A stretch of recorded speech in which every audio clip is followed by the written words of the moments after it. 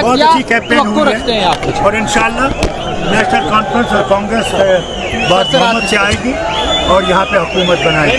Sir, BJP की तरफ से ये कहा गया है कि नेशनल कॉन्फ्रेंस अपने मैनिफेस्टो में गुज्जर और पहाड़ी की रिजर्वेशन को खत्म करने की बात कह रही है। तरुण चुग जी का ये स्टेटमेंट आया, इस पे आप मैं ये पूछना चाहता हूँ बीजेपी से, मुझे ये बताइए 10 साल उनने हुकूमत की, क्या वजह थी उनको कि पार्लियामेंट के इलेक्शन के वक्त में उन्होंने पहाड़ियों को शेड्यूल ट्रैक दिया? क्या पहले नहीं दे सकते थे? सिर्फ उनको फंसाने के लिए। अल्लाह का शुक्र है पहाड़ियों ने ये गेम देखी और पहाड़ी इनके साथ देखी। बोलिए। दूसरी चीज़ बोलूँ आपसे, ये हम पे तोहमत लगाते हैं कि आतंकवाद हमने शुरू किया। कहते हैं, सुनिए, कहते हैं ना, मैं इनसे कहता हूँ भैया 370 कहते हैं ना जिम्मेवार था आतंकवाद था। आज तो 370 5 साल से नहीं है। हाँ, तो आज कैसे ये आतंकवाद है? कैसे वो मार रहे हैं? अभी देखिए कल ही किश्तवाड़ में हुआ, कैसे हुआ?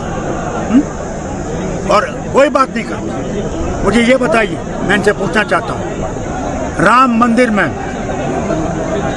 एक शेड्यूल कास्ट लड़की की बलात्कार हुआ, क्या आपने वज़ीर आज़म का कोई बयान सुना उसके बारे में?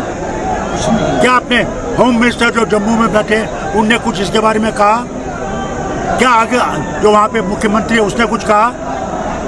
क्या उसका वो हमारी बहन नहीं है, वो हमारी बेटी नहीं है?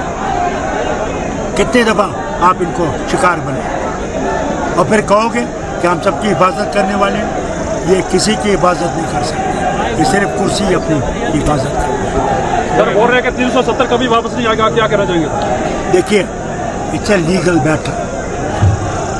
अगर आप देखें पहली 2 सुप्रीम कोर्ट की जजमेंट्स 3 जजों की क्या थी कि यह परमानेंट है, ये टेम्परेरी नहीं है।